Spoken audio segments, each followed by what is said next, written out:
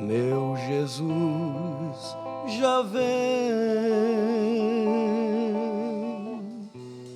os sinais do tempo, ouço sua voz no vento, dizendo que ele vem.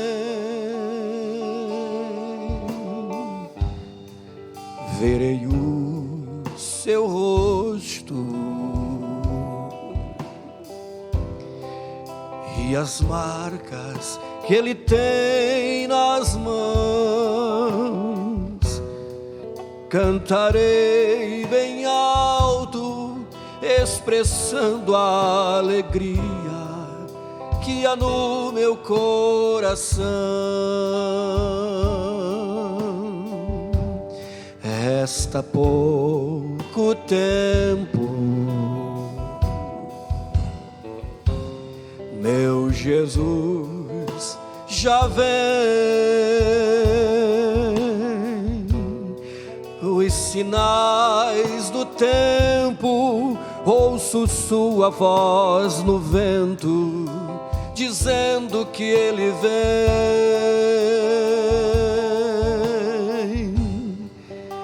Verei o seu rosto e as marcas que ele tem nas mãos. Cantarei bem alto, expressando a alegria que há no meu coração. Resta pouco tempo, meu Jesus já vem. Os sinais do tempo, ouço sua voz no vento, dizendo que ele vem.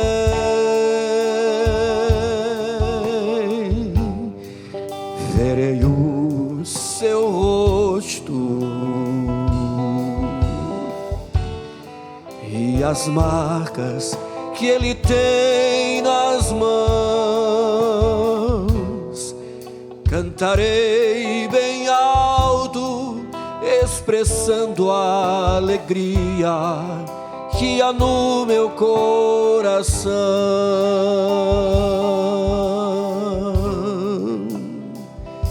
Glória a Jesus. Quem tem esta esperança purifica-se a si mesmo. Paz do Senhor, meus amados irmãos. Glória a Deus por nos conceder a oportunidade de mais uma vez termos um encontro com a sua palavra. Nós daremos continuidade ao estudo da escatologia, hoje ainda concluindo o julgamento das nações, e você procure ajuntar o seu material didático, papel, caneta, Bíblia, dicionário se tiver, e vamos estudar a palavra do Senhor, porque Deus tem muito a nos ensinar nesta oportunidade. Enquanto as famílias vão se reunindo, quero convidar vocês para cantarem comigo o hino 125 da nossa harpa cristã. Quem dera hoje vir. 125. Vem outra vez nosso Salvador, quem dera hoje vir, para reinar com poder e amor, quem dera hoje vir. Já por sua esposa vem esta vez, que o espera em oração, fora do mundo de entremês, quem dera hoje vir. Glória, glória, gozo sem fim trará. Glória, glória, ao coroar o Rei.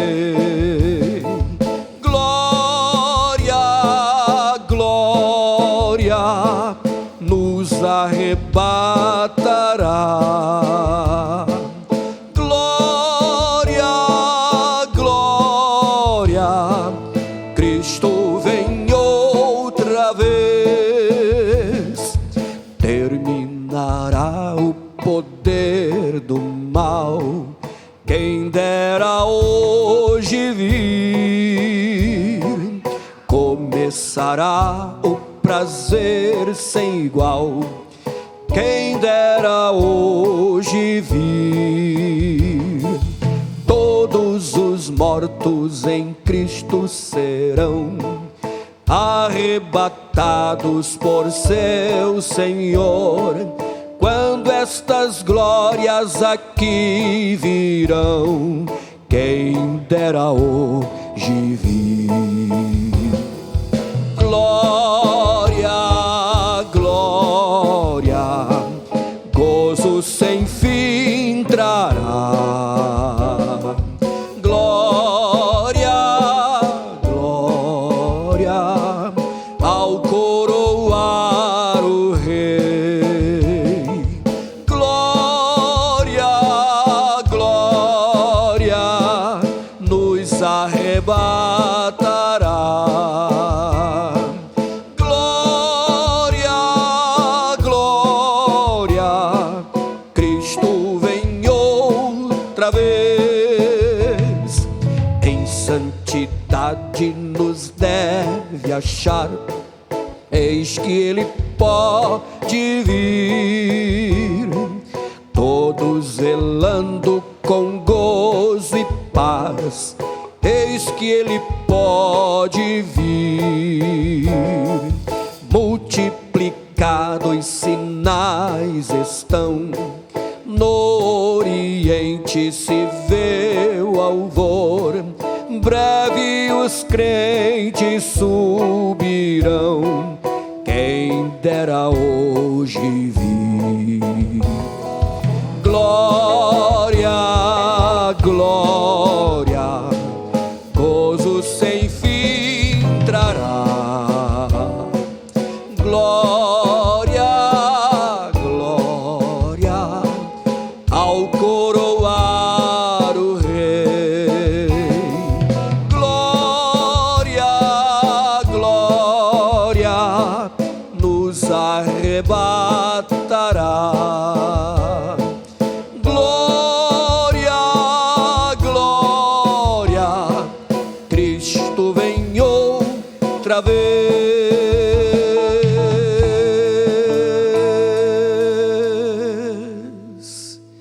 Amém. Glória a Jesus. Quero convidar os meus amados irmãos para estarem de pé. Vamos ler a palavra do Senhor no Evangelho segundo escreveu São Mateus, capítulo de número 25. Vamos ler os versículos 31 e 32. São Mateus, capítulo 25, versículos 31 e 32.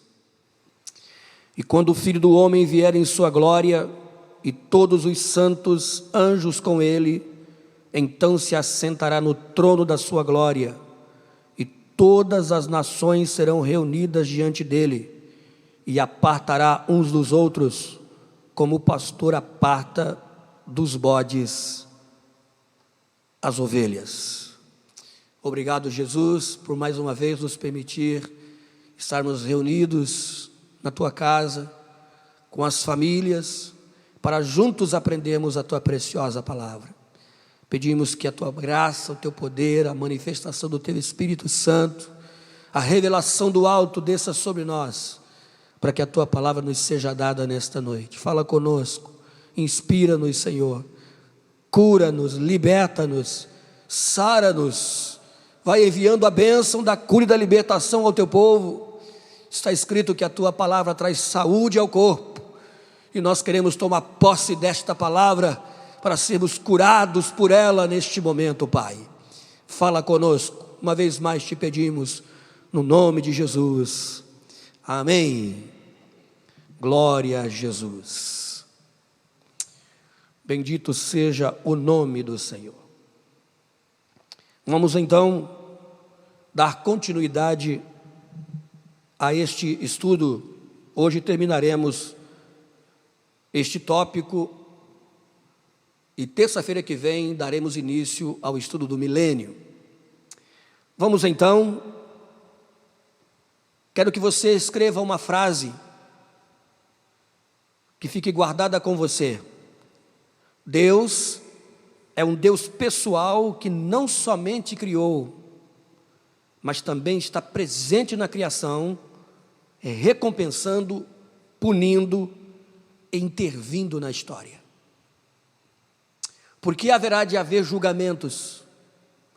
Porque Deus não é um Deus passivo. Como Criador de todas as coisas, Ele tem o direito de dispor da criatura. Ele colocou o Evangelho, Ele trouxe a palavra, trouxe os profetas, encarnou a Jesus. Ele tem o direito de julgar os homens. A palavra de Deus diz que aqueles que com lei serão julgados pela lei, e os sem lei serão julgados, mas ninguém ficará impune. A palavra de Deus nos diz que Deus é um Deus que cria, está presente, recompensando, punindo e intervindo na história. O julgamento das nações, como lemos em Mateus 25, 31 e 32, especialmente o versículo 32, está escrito assim: e todas as nações serão reunidas diante dele, e apartará uns dos outros, como o pastor aparta dos bodes as ovelhas. O grego diz pantataetine, quer dizer todas as nações. Certamente as nações comparecerão mediante seus representantes. O propósito desse juízo é determinar quais as nações que terão parte no milênio. Então, quando Jesus voltar na segunda fase da sua vinda, com poder e grande glória, acompanhado dos seus anjos, dos seus santos, como diz Zacarias 14, o monte das oliveiras se dividirá em dois, ele pisará no monte, criará o vale de Megido, o vale do Armagedon.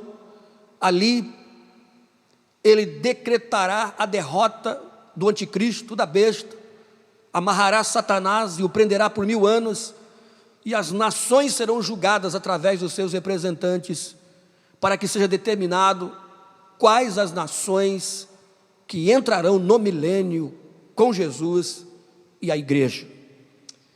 A Bíblia diz que algumas nações serão preservadas para este tempo. Quais serão? Algumas nações serão poupadas e ingressarão no reino do Filho de Deus. Outras serão desarraigadas e desaparecerão como nações. O mapa do mundo sofrerá, pois, muitas alterações. Após o julgamento, os que restarem das nações ingressarão no reino milenar da terra. É o que nos afirma o profeta Zacarias, no capítulo 14, versículo 16. Abra a sua Bíblia, Zacarias capítulo 14, versículo 16, onde lemos: e acontecerá que todos os que restarem de todas as nações que vieram contra Jerusalém subirão de ano em ano para adorar o Rei, o Senhor dos Exércitos, e para celebrarem a festa dos tabernáculos. É neste tempo que a Bíblia diz que Jerusalém será a cabeça das nações e não mais a cauda. Então, quero que você abra também a sua Bíblia no livro do profeta Isaías, no capítulo de número 2.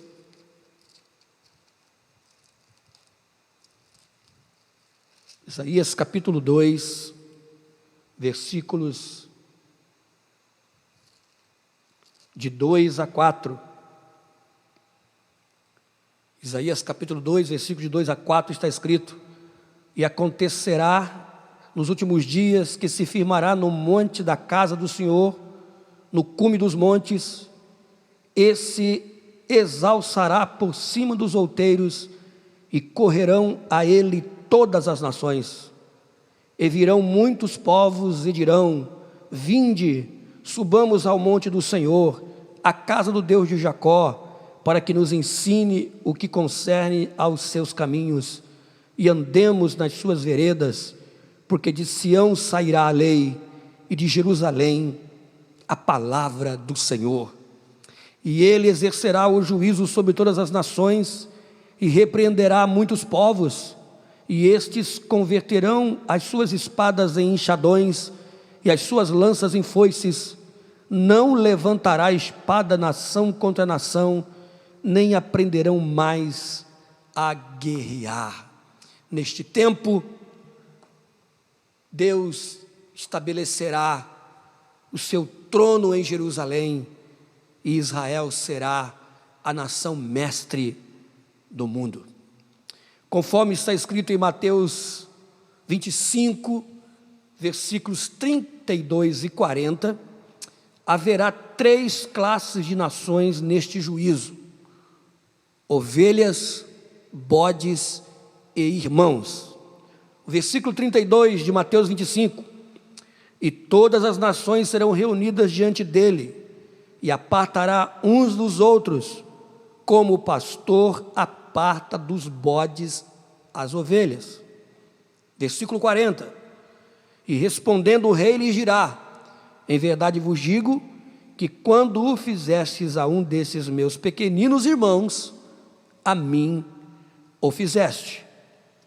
Somente nações bodes e nações ovelhas serão julgadas. Irmãos devem ser os judeus, os irmãos de Jesus segundo a carne. Mateus capítulo 28, versículo 10, está escrito: então Jesus disse-lhes: não temais, ide dizei a meus irmãos que vão a Galiléia, e lá me verão. Portanto, as nações ovelhas e as nações bodes serão julgadas. A nação irmãos é a nação de Israel. Quem são as nações ovelhas? As nações ovelhas são os povos pacíficos, amigos, protetores e defensores de Israel. Por esse histórico, nós podemos dizer então que se os Estados Unidos se mantiver fiel, como tem sido historicamente, a Israel, será uma das nações que estarão no milênio. O Brasil, glória a Deus por isso, se continuar com seu histórico de benevolência e amizade com Israel, ela estará também, a nossa nação brasileira estará também no milênio. Este é alguns dos exemplos que podemos citar. As nações bodes quais seriam? São os povos sanguinários, belicosos, perseguidores de Israel, que serviram e adoraram o anticristo.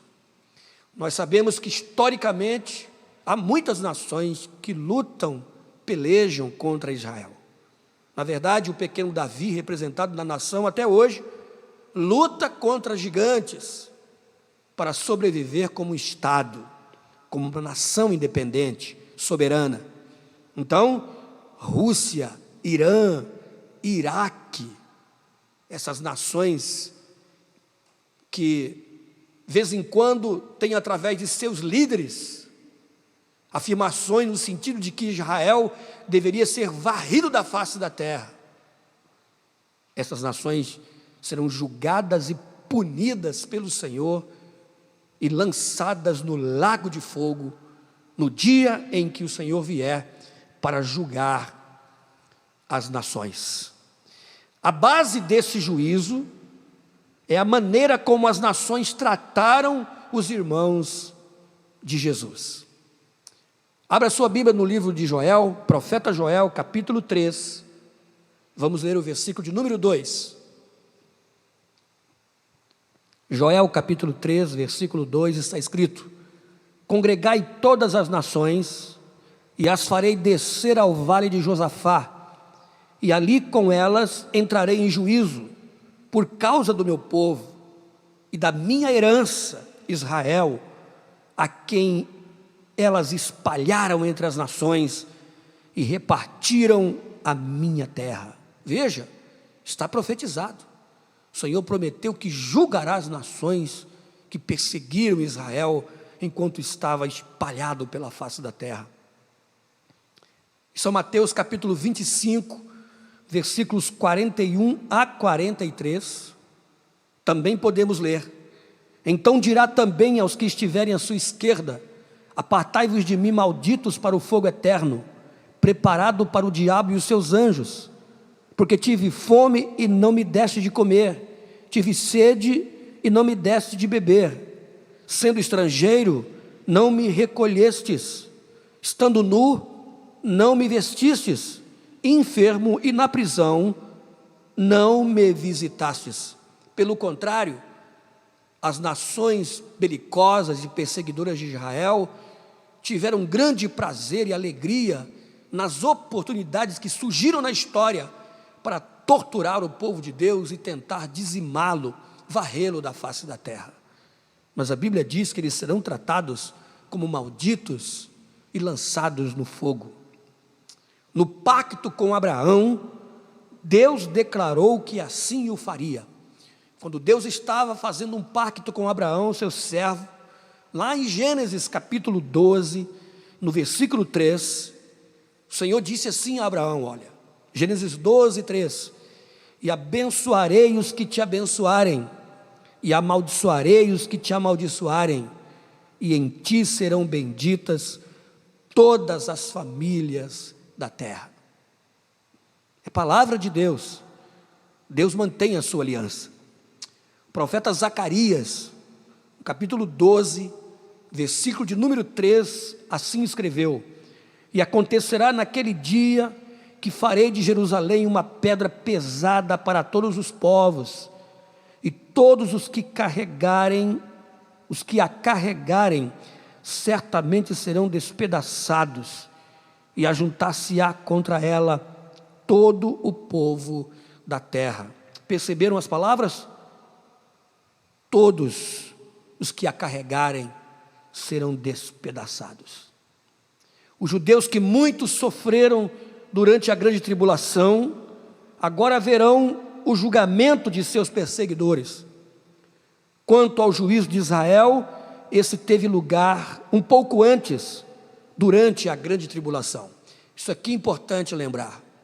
Vou repetir aquela frase: Deus é um Deus pessoal, que não somente criou, mas também está presente na criação, recompensando, punindo e intervindo na história. Israel também será punido por sua idolatria, por sua incredulidade, por ter abandonado a aliança, por ter quebrado o pacto, mas o remanescente que sobreviverá deste castigo reinará com Jesus, e agora verá o castigo dos povos que perseguiram o povo de Deus durante os séculos, especialmente as nações que aceitarem o convite do anticristo para pelejarem contra Jerusalém.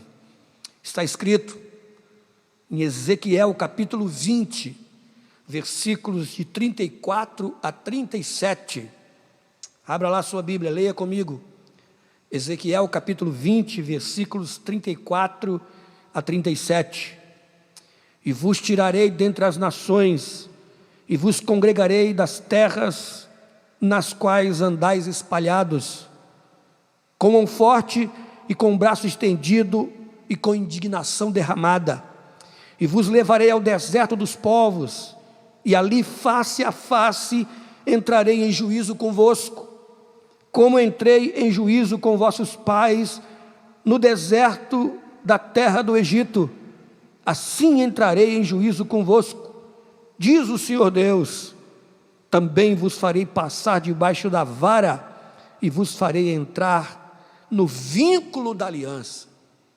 Sim, Deus fará com que o remanescente que sobreviverá da batalha do Armagedon passe debaixo da vara, seja depurado, liberto, transformado, convertido, para que eles de novo retornem ao vínculo da aliança que havia sido feita com seus pais. Importante lembrarmos disso. Deus é um Deus que está agindo na história. Tudo está escrito, gravado e guardado diante de sua memória. Por isso, o homem de Deus, a mulher de Deus, o povo de Deus não pode se esquecer de que seus atos têm repercussão para a eternidade. Deus intervirá na história e julgará as nações do mundo. Podemos ler ainda o que disse o profeta Zacarias, no capítulo 13, versículos 8 e 9.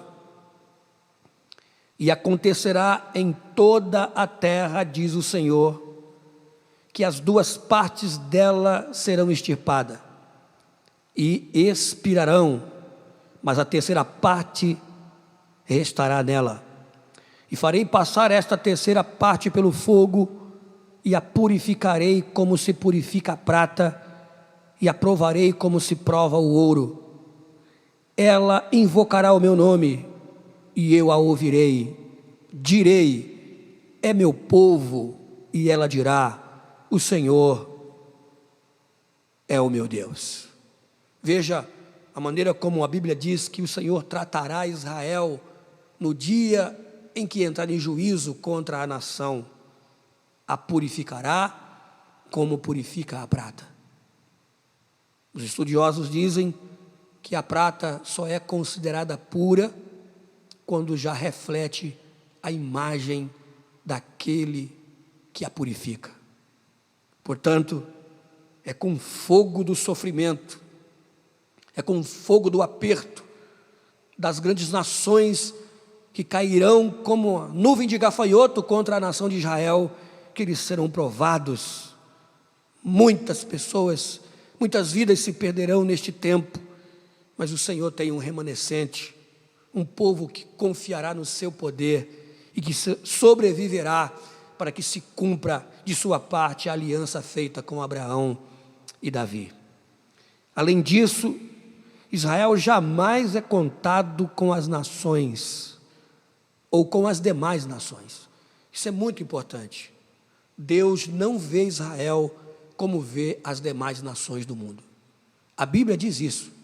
Israel é para Deus um povo peculiar, uma nação santa, separada, povo de propriedade particular. Veja o que está escrito em Números, capítulo 23, versículo 9.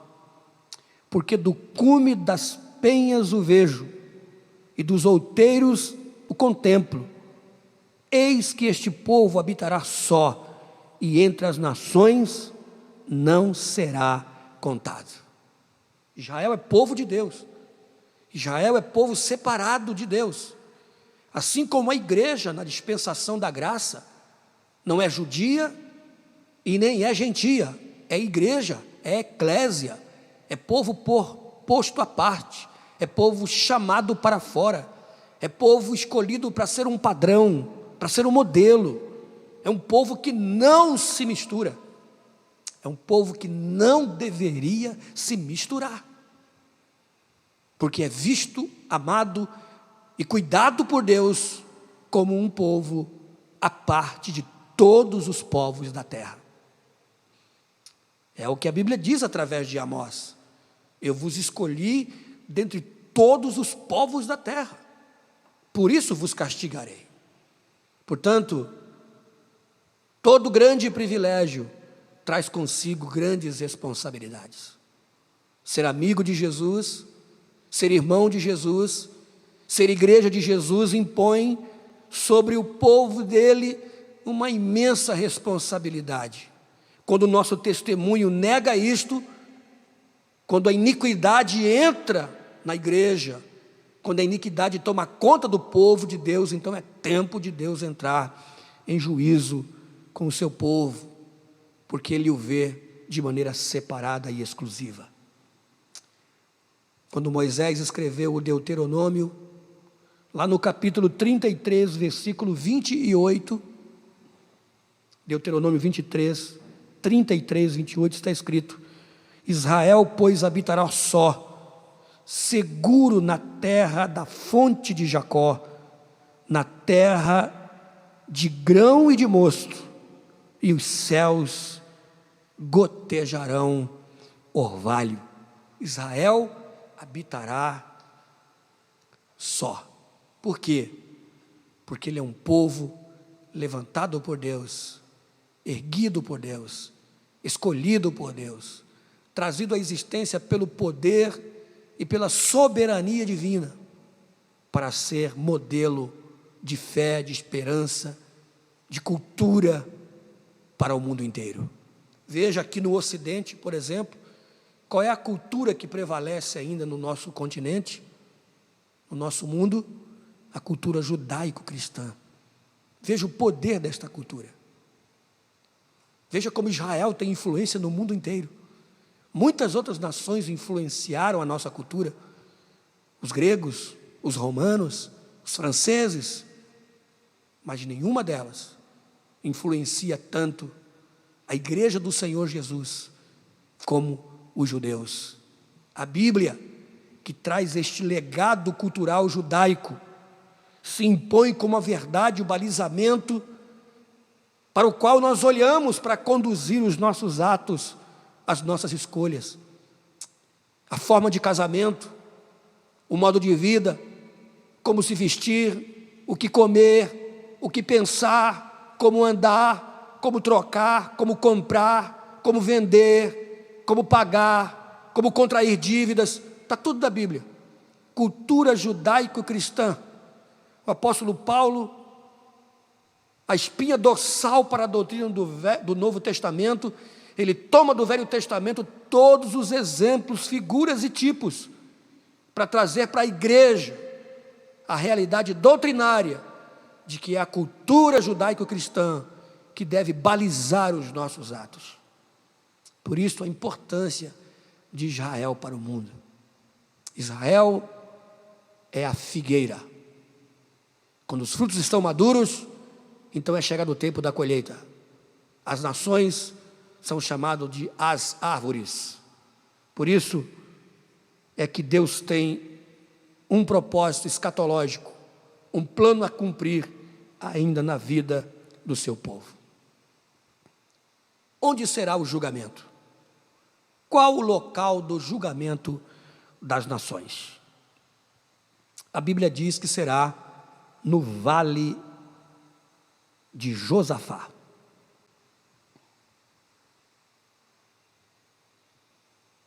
Joel capítulo 3, versículo 2,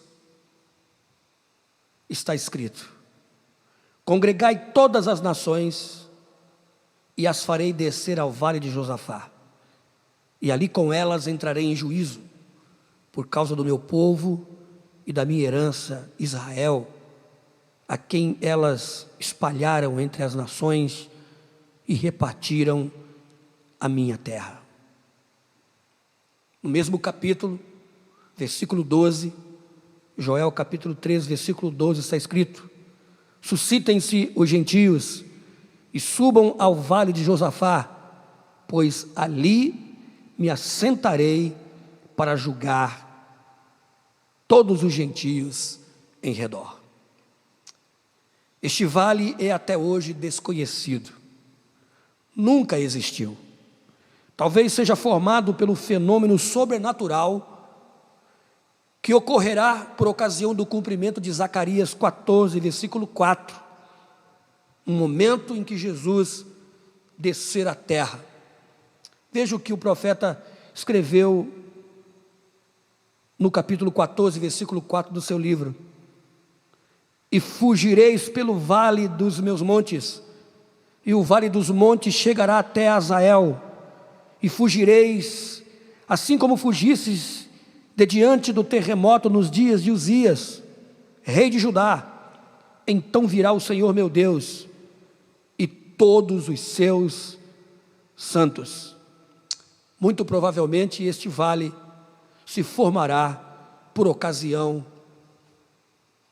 dos eventos apoteóticos que ocorrerão no dia em que Jesus pisar os seus pés no Monte das Oliveiras. Certamente nesta ocasião será formado o Vale de Sitim, também desconhecido, mas mencionado em Joel capítulo 3, versículo 18.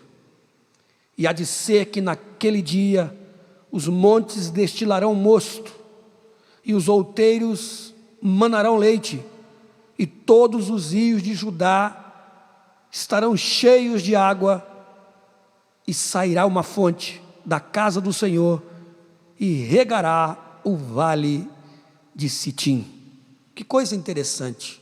2 vales inexistentes na geografia atual e pregressa de Israel, mas que a Bíblia diz que passarão a existir por ocasião da intervenção de Jesus na história das nações.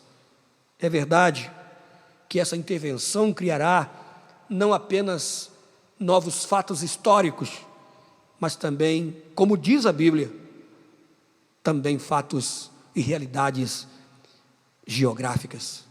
Este é o poder do nosso Deus, que cria com a sua intervenção, cria com a sua palavra, cria aquilo que toca, muda a realidade e as circunstâncias.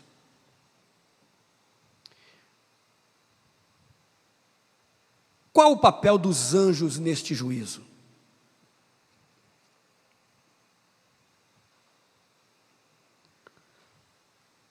O Evangelho de Mateus, nos capítulos 13, 41, 42, 24 e 31, descreve a tarefa dos anjos durante o juízo das nações.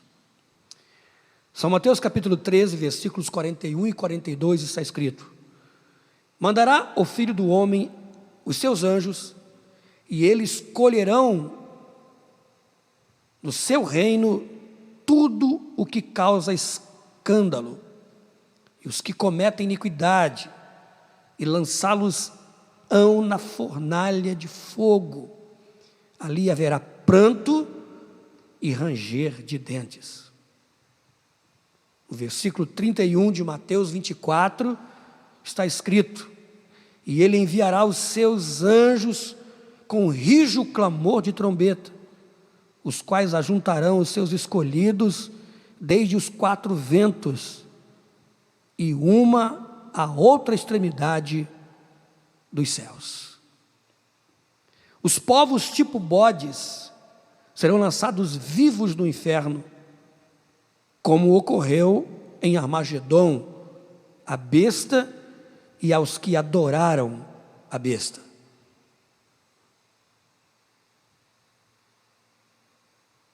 Então dirá também aos que estiverem à sua esquerda: apartai-vos de mim, malditos, para o fogo eterno, preparado para o diabo e seus anjos. E irão estes para o tormento eterno, mas os justos para a vida eterna. É importante nós compreendermos esses eventos escatológicos, porque as nações que lutaram contra Israel, que perseguiram Israel, que provocaram escândalo no mundo, diz a Bíblia que neste dia serão ajuntadas pelos anjos e lançadas direto no lago de fogo. Elas nem aguardarão o juízo final que lhes será estabelecido depois do milênio.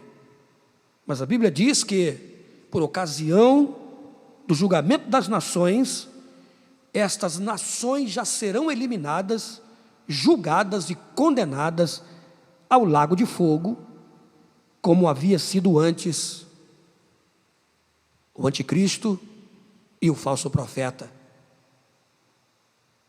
Vamos nos lembrar disso? Apocalipse capítulo 19, versículo de número 20.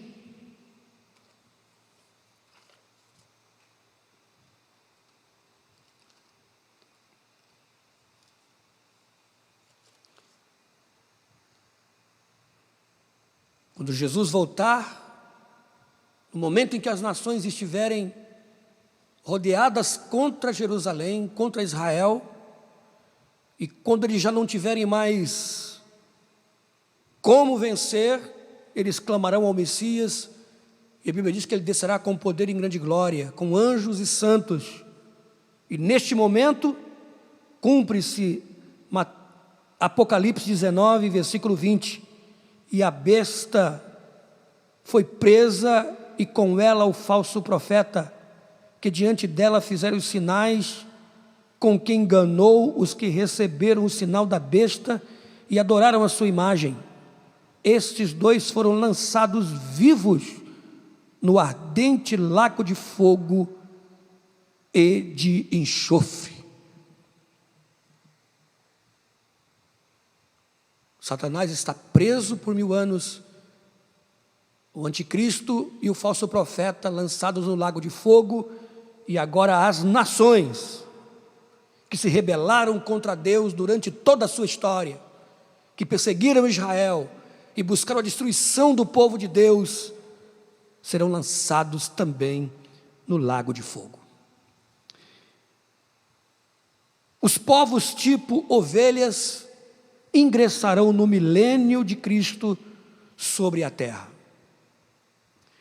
São Mateus 25, 34, assim descreve: então dirá o rei aos que estiverem à sua direita: vinde benditos de meu Pai, possuí por herança o reino que está preparado desde a fundação do mundo.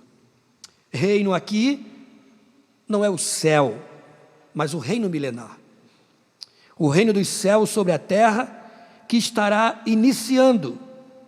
Israel será como povo missionário para os inconversos saídos do julgamento das nações. Então, que coisa extraordinária, aquilo que Israel não cumpriu ao longo de sua história e de sua existência, eles cumprirão a partir do milênio. Poupados no julgamento das nações, eles são agora escolhidos, 144.000, 12.000 de cada tribo, para que possam ser os anunciadores do reino de Cristo por toda a face da terra. Sim, se cumprirá o propósito de Deus desde o início, para que os céus estejam sobre a terra. Abra sua Bíblia no livro de Deuteronômio, capítulo 11, leia comigo o versículo 21.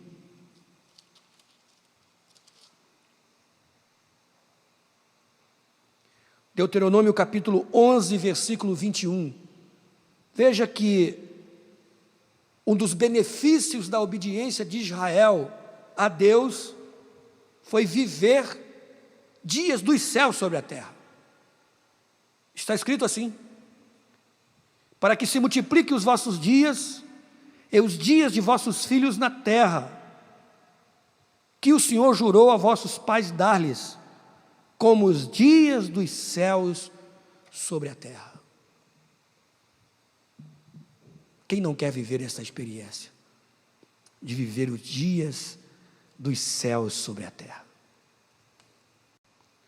Quem não gostaria de viver essa grande e maravilhosa experiência de viver os dias dos céus sobre a terra? Esta é a promessa de Deus para você. Se você quiser viver em obediência à palavra do Senhor, você já pode viver aqui e agora.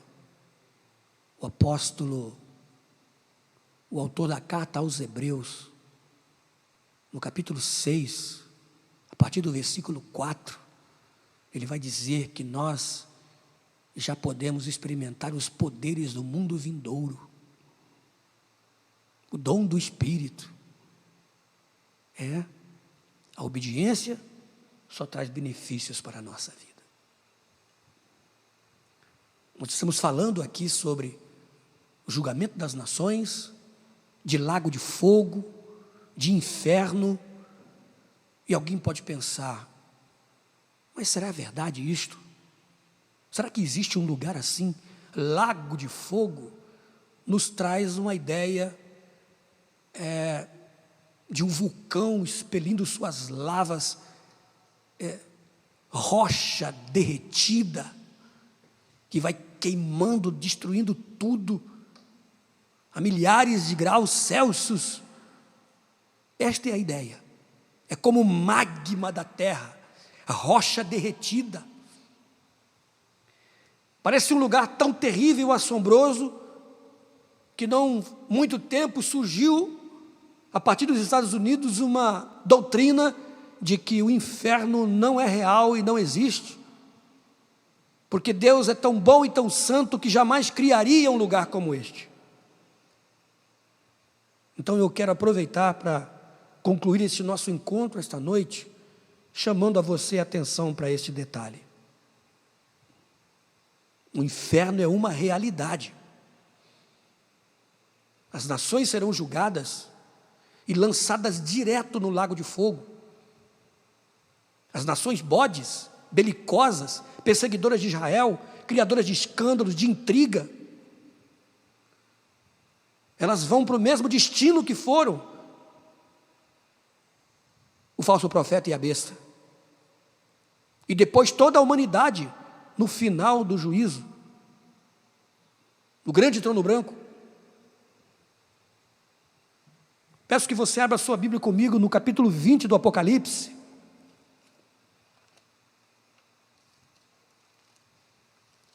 O versículo de número 14.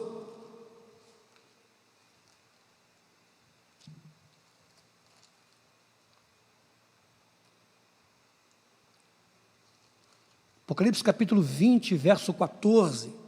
Está escrito assim, ó: e a morte e o inferno foram lançados no lago de fogo. Esta é a segunda morte. O que é inferno aqui? Inferno aqui é Hades. É a antessala do lago de fogo. Hades é o lugar para onde vão as almas dos ímpios que morreram sem Deus, que ainda não foram lançados no lago de fogo porque não foram julgadas. Mas veja que o próprio Hades será lançado no lago de fogo. Jesus falou mais sobre o inferno do que sobre o céu. Por que será? Para evitar que nós tenhamos esse destino. Deus amou o mundo de tal maneira que enviou seu Filho amado e nos revelou sua palavra e mostrou seu critério de santidade e nos ordenou abandonar o pecado para que nós não tenhamos esse destino, porque ele é real, é verdadeiro. Mateus capítulo 5, versículo 22 está escrito: eu, porém, vos digo que qualquer que sem motivo se encolerizar contra seu irmão será réu de juízo, e qualquer que disser a seu irmão raca será réu de sinédrio, e qualquer que lhe disser louco será réu do fogo do inferno. Que lugar é este? A palavra grega para inferno é Geena. Nós conhecemos essa expressão que vem originalmente do Vale de Inom, lugar onde os judeus desviados, apostatados do Senhor, ofereciam sacrifícios humanos. E segundo Crônicas, capítulo 33, versículo 6, está escrito: fez ele também passar seus filhos pelo fogo no vale do filho de Inom, e usou de adivinhações e de agoreiros, e de feitiçarias, e consultou adivinhos e encantadores, e fez muitíssimo mal aos olhos do Senhor, para provocar a ira. Esta é uma menção do reinado de Manassés. Vale de Inom, o mesmo vale do capítulo 18 de Jeremias, para onde Deus enviou o seu servo a aprender com o oleiro. Muito provavelmente, quando ele foi a aprender com o oleiro, ele viu as estátuas desse Deus maligno, que aceitava as crianças como oferta e ali sacrificadas. Aquele local, o Vale de Nom, tornou-se a lixeira da cidade. Se jogava cadáveres, se jogava lixo, e para que o fogo não apagasse e que mantivesse queimando direto o lixo da cidade, eles jogavam enxofre. Por isso essa comparação bíblica de inferno, geena, de lugar onde o fogo não apaga, né? Nesse vale havia contínua queima do lixo. Por isso ilustra o julgamento eterno dos ímpios. Eu quero que você anote essas referências que eu vou te dar sobre o inferno, para que ninguém com uma teologia humana, maligna, venha dizer a você que o inferno não existe, que o diabo não existe. Olha, São Mateus capítulo 5, versículo 22, 29 e 30. São Mateus 5, 22, 29 e 30. Capítulo 10, versículo 28. Capítulo 18, versículo 9. Capítulo 23, versículos 15 e 33. Evangelho de São Marcos, capítulo 9, versículos 43, 45 e 47. Lucas, capítulo 12, versículo 5. E lá no final, a epístola de Tiago, capítulo 3, versículo 6. São referências abundantes que confirmam a doutrina da existência do lago de fogo do inferno. Há pouco tempo eu ouvi alguém dizer que Satanás não é tão mau assim, que se o inferno existe, que ele vai dançar um forró no inferno. A Bíblia diz que não será assim. Pelo contrário, o inferno será um lugar de solidão, de tristeza, onde o fogo não apaga, o bicho não morre. Assim como para aqueles que com Cristo estiverem, haverá prazer e alegria eternos, também haverá eternamente sofrimento para aqueles que se negarem a aceitar o maravilhoso e glorioso plano da salvação de Deus em Jesus para toda a humanidade. Oferecido pela graça, oferecido pelo seu sangue, oferecido pelo poder da ressurreição, oferecido pelo poder que anula as nossas culpas. Em todos os exemplos, com exceção de Tiago 3,6, a palavra foi anunciada por Jesus Cristo em soleníssima advertência das consequências do pecado. Ele descreve como um lugar onde não lhes morre o verme, nem o fogo se apaga. Marcos 9, 44. A expressão é idêntica em significado ao lago de fogo. No Apocalipse 19, 20, 20, 10, 14, 15, aparece lá o lago de fogo. É doutrina, é julgamento, é juízo sério. Não coloque a sua vida em perigo. As pessoas às vezes ficam irritadas e chateadas ao ouvir isso. Mas eu vou fazer uma proposta a você que está me ouvindo isso, e que talvez não acredite. Se você chegasse num aeroporto, para pegar um avião, fazer uma viagem, e o piloto anunciasse pelo rádio: olha, nós estamos prontos para a viagem, mas o avião apresentou uma falha, não é muito grande, e existe 20% de chance do avião cair. Eu pergunto a você, você continuaria nesse avião? Se o piloto anunciasse: nós estamos prontos para voar, mas detectamos uma falha nos sistemas do avião, e há pelo menos 10% de chance do avião cair, você continuaria neste voo? Vou baixar mais. Se você entrasse num avião e o piloto dissesse, surgiu um pequeníssimo problema, e há 5% de chance do avião cair, você continuaria dentro dele? Então, se você não acredita na palavra de Deus, e se houver pelo menos 5% de chance do inferno existir, vale a pena você duvidar? O que é doutrina na Bíblia? Doutrina na Bíblia é tudo aquilo que a Bíblia afirma mais de uma vez.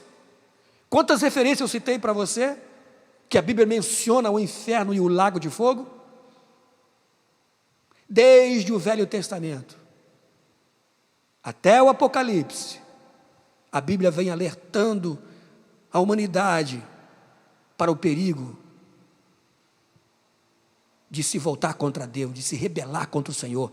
Nós vivemos numa sociedade sacrílega, desrespeitosa, sem afeto, que não ama, que não respeita, porque pensa que a vida acaba aqui. Não acaba. Você deve se lembrar, desde que o povo estava caminhando no deserto, alguém experimentou o lago de fogo. Já desde aquele tempo alguém inaugurou o inferno.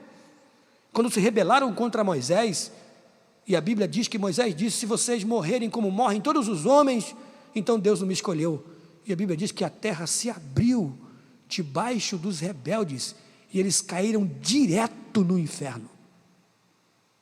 E a terra se fechou. Desde quando a Bíblia vem ali avisando a humanidade? Faço esse alerta para você, porque o meigo Jesus, o amoroso Jesus, que as pessoas dizem que jamais criaria o inferno, porque é amor, também avisou contra o inferno. Abra sua Bíblia no Evangelho de João, capítulo 8. Leia comigo o versículo de número 24.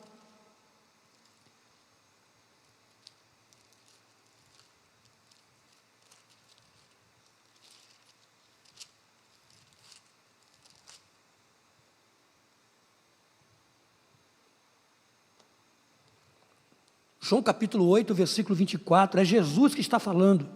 Ele diz assim, por isso vos disse que morrereis em vossos pecados, porque se não credes que eu sou, morrereis em vossos pecados. Se você não crê que Jesus Cristo é Senhor, você morrerá em seu pecado. E o que é morte? Morte significa separação na Bíblia. Quando a Bíblia fala, no capítulo 20 do Apocalipse, do dano da segunda morte, está dizendo que depois que as pessoas forem ressuscitadas, os homens ressuscitados, julgados e condenados, eles são lançados para sempre, para longe de Deus, separados de Deus, mortos para Deus. Por isso, valorize a oportunidade que o Evangelho te dá. Porque Jesus, diz a Bíblia, não criou o inferno para os homens, criou para o diabo e seus anjos.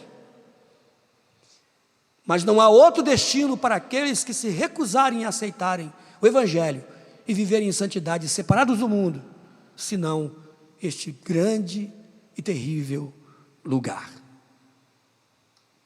Que Deus abençoe a sua vida, que Deus fortaleça a sua caminhada, que Deus te ajude a vencer na sua presença. Eu quero chamar a sua atenção para algo importante ainda, antes de nós concluirmos. Tem sido feitas muitas perguntas acerca dos efeitos desta pandemia sobre a igreja. E alguns têm afirmado que as igrejas estão fechadas porque Satanás fechou as igrejas. Então eu queria chamar a sua atenção para esse detalhe nesta noite. Qual o papel do diabo na vida da igreja? Que poder tem Satanás sobre a igreja? Que poder tem o diabo sobre os destinos da igreja? Tem ele o poder de fechar igrejas? Tem ele o poder de matar crentes? Tem ele o poder sobre a vida dos homens? Eu vou responder para você. O papel que o diabo desempenha sobre a igreja é o mesmo papel que ele desempenhou sobre a vida de Jó.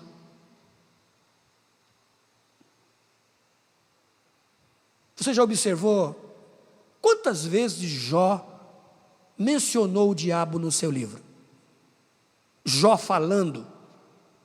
Quantas vezes Jó mencionou Satanás?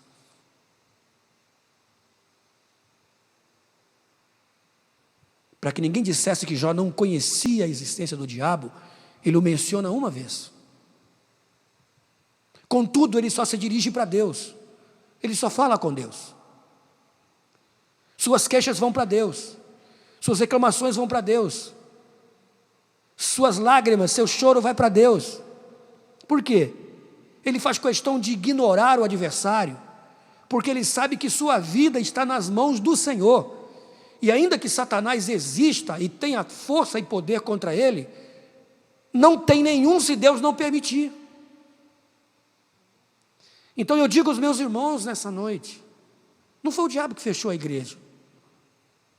As igrejas estão fechadas porque Deus assim o permitiu.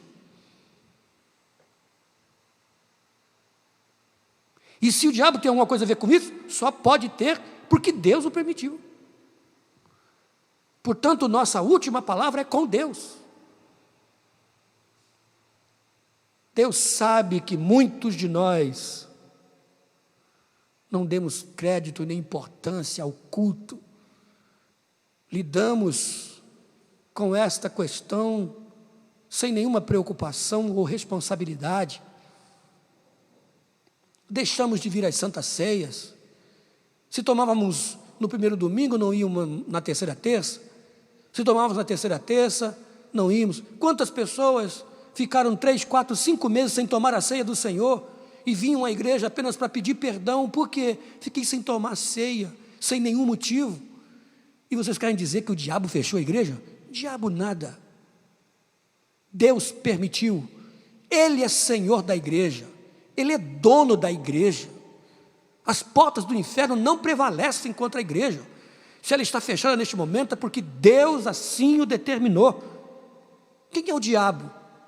Vou usar as palavras de Lutero. Lutero disse: o diabo é um cão preso na coleira e nas mãos de Deus. Deus está com a corda na mão. Não fique dando crédito ao diabo. Quem fechou a igreja foi o dono da igreja. Por acaso o diabo é mais forte do que Jesus? A igreja pertence ao Senhor e Ele dispõe da igreja como Ele quiser. Quis o Senhor que vivêssemos esse tempo, essa história, para uma reflexão acerca da importância do lugar do culto, para nos trazer de novo as reflexões acerca da importância da família, das prioridades. E tem mais. Lembre-se,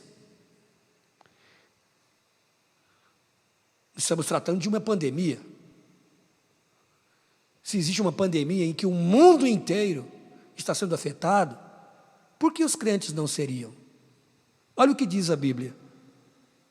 Porque faz com que o sol se levante sobre maus e bons, e a chuva desça sobre justos e injustos. Está escrito em Mateus 5, 45. Deus, quando manda chuva para o bom e para o mal. Quando manda o sol para o bom e para o mal. O sábio que nos liberta da ilusão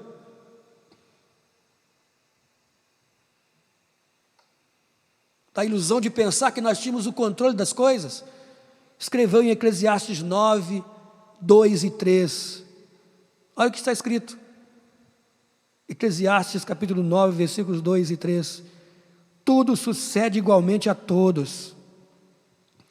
O mesmo sucede ao justo e ao ímpio, ao bom e ao puro, como ao impuro, assim ao que sacrifica como ao que não sacrifica, assim ao bom como ao pecador, ao que jura como ao que teme o juramento. Este é o mal que há entre tudo quanto se faz debaixo do sol, a todos sucede o mesmo, e que também o coração dos filhos dos homens está cheio de maldade, e que há desvario no seu coração, enquanto vivem e depois se vão aos mortos. Eu pergunto a você, como estão sobrevivendo as igrejas cataníqueis? Será que não foi Jesus que fechou essa igreja, não? Como estão sobrevivendo essas igrejas que criavam uma doutrina por dia para arrancar dinheiro do povo? Foi o Senhor que chamou a atenção da igreja brasileira para uma reflexão completamente diferente acerca do que é verdadeiramente servir a Deus, andar com o Senhor. Que Deus abençoe a sua vida, que o Senhor Jesus derrame sobre você a sua graça e o seu poder. Nós estaremos lá no dia em que Ele voltar para julgar as nações. Nós iremos com Ele, porque a igreja já se casou com Jesus, e a esposa nunca deixa o marido. Depois dos 7 anos de bodas, nós iremos com o Senhor e os anjos, julgaremos as nações e entraremos com o Senhor no milênio. Deus abençoe a sua vida. Por favor, vê para mim o pedido de oração lá. Eu quero chamar a atenção dos irmãos para a nossa gratidão.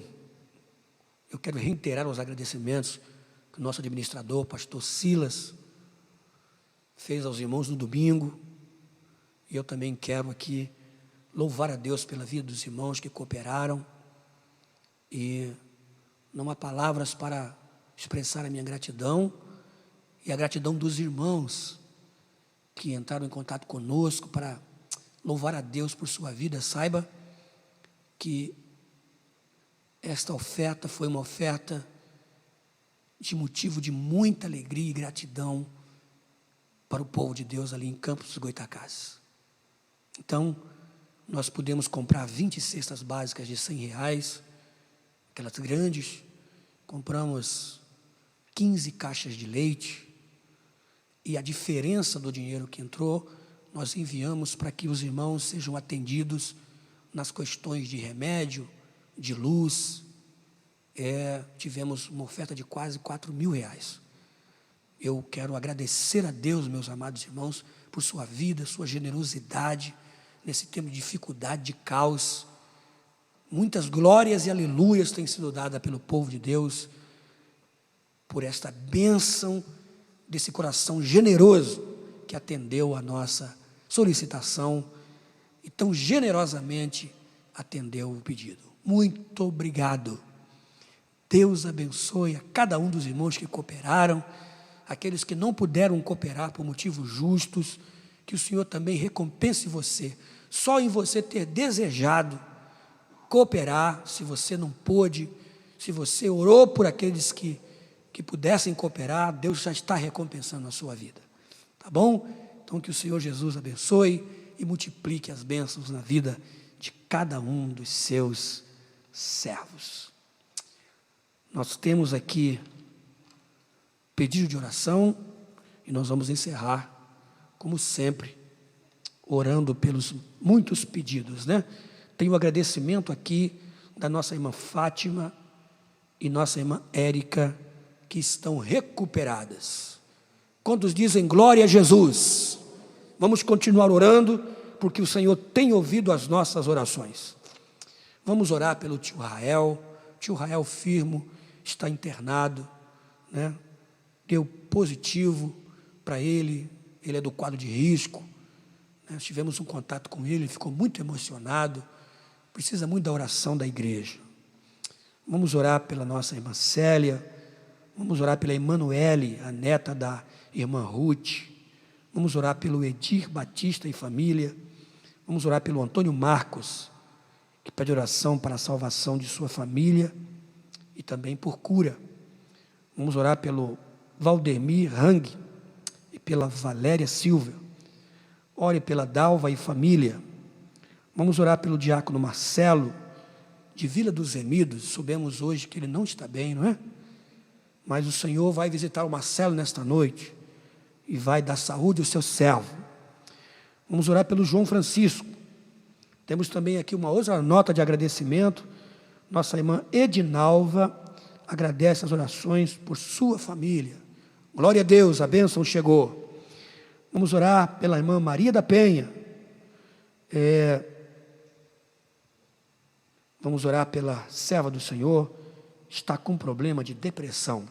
Mas hoje Jesus vai repreender esse espírito e vai trazer alegria para esse coração. Em nome de Jesus. Vamos orar pela Sandra Gomes, pelo Antony Gomes. Vamos orar pelo Anderson Silva. Vamos orar pela Ana Lúcia e família. Vamos orar pelo neto do pastor Valfrido. Vamos orar pelo sobrinho da Rosinete. Oremos pela senhora Laís, de 90 anos, que ainda está internada. E vamos continuar orando pela nossa querida irmã Florisneia e a sua casa, para que o Senhor complete a obra na vida das suas filhas. Vamos então, meus irmãos, estar de pé, você na sua casa, no seu lar, e vamos clamar ao Senhor nesta hora. Vamos pedir a Deus que nos dê a graça e o poder de termos as orações recebidas, acolhidas em sua presença, para que, como esses agradecimentos, muitos outros se repliquem com a prova de que o Senhor é poderoso para dar saúde à sua igreja e àqueles que acreditam no poder da sua palavra. Erga as suas mãos comigo, ore ao Senhor. Senhor, eu quero agradecer pela recuperação da irmã Fátima e da Érica. Obrigado por ouvir a nossa oração. Obrigado por Edinalda, que agradece por sua família. Certamente o Senhor tem visitado esta casa e tem respondido às orações segundo a tua misericórdia. Eu quero apresentar o tio Rael nas tuas mãos e ordenar a bênção e a cura para o teu filho. Visita ele naquele leito nesta hora e repreende este mal, dando-lhe vida e saúde, para que ele possa, Senhor, vencer este momento e em breve estar de volta no seio de sua família e também no seio de tua casa. Visita a nossa irmã Célia, dá saúde à tua serva, dá graça, força, renova as suas energias, sua imunidade, glorifica o teu nome na vida da tua filha. Toma, Senhor, a Emanuele nas tuas mãos, a neta da nossa irmã Ruth. Tu conheces a necessidade desta menina, tu és poderoso para dar vitória. Abençoa o Edir Batista e a sua casa. Toma o Antônio Marcos nas suas mãos, a sua família. Salva, cura, Senhor, para a glória do teu nome. Toma o Valdemir Hang e a Valéria Silva nas tuas mãos. Tu que conheces as necessidades, os problemas, as dificuldades, dá vitória a esta casa. Toma nas tuas mãos nossa irmã Dalva e família, o diácono Marcelo, de Vila dos Remidos. Visita o teu filho nesta hora.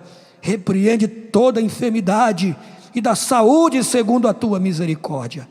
Toma em tuas mãos o João Francisco, dá vitória nas suas necessidades. Visita a Maria da Penha, Senhor, repreende esta depressão, esse espírito depressivo, envia a tua palavra de cura e libertação, que haja alegria, paz e gozo neste coração. Aumenta a sua fé, permita que ela creia que o Senhor é poderoso para dar vitória nos problemas, nas dificuldades. Não deixa que venha sucumbir ante as lutas e as dores.